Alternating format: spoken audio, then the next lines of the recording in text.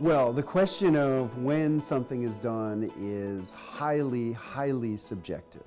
So, if we think about the, historical tradition of fermenting sauerkraut, people would make it in autumn at harvest time, and typically store it in an unheated cellar and, eat it throughout the winter. So, in a place like, where we are now, that might be, making your sauerkraut in October and then, eating it through the following June.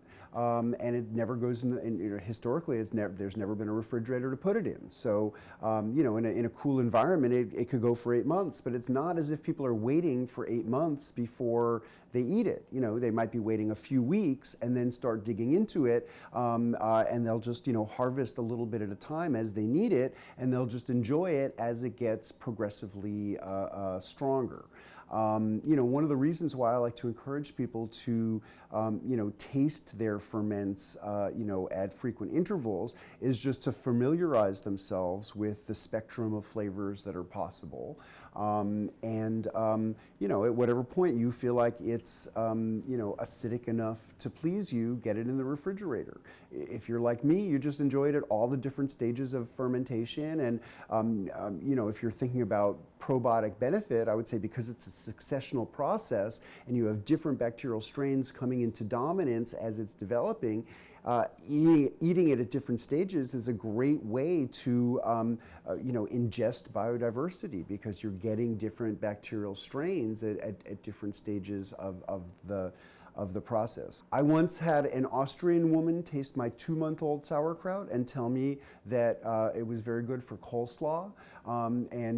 To her Austrian palate, my 2-month-old sauerkraut was not mature enough to be called sauerkraut. And then I've had the contrasting experience of serving people like 3-day-old sauerkraut because I ran out of sauerkraut on my book tour.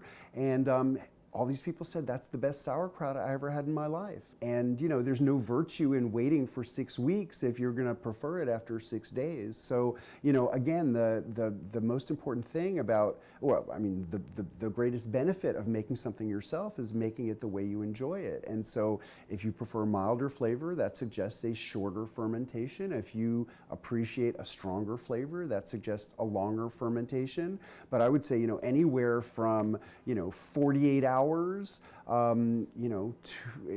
to I won't say infinity, but it's hard to say how long it is. The outside length, the longest potential that it has, depends a lot on the temperature of your environment. Like if you're living in an apartment and in the winter it's being heated, you couldn't really keep it for 8 months. Unless you put it in a refrigerator. If you have an unheated cellar and you live in a cold place, I was in northern Vermont a few years ago, and a farmer with a sauerkraut business brought me down to his cellar, and he had 1 barrel with 3-year-old kimchi.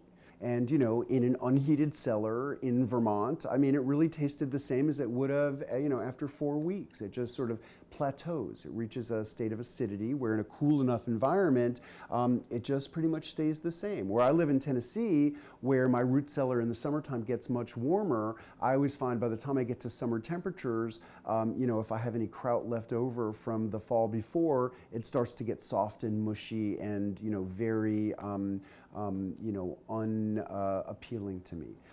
So a lot of it depends on the temperature of the environment that you're fermenting.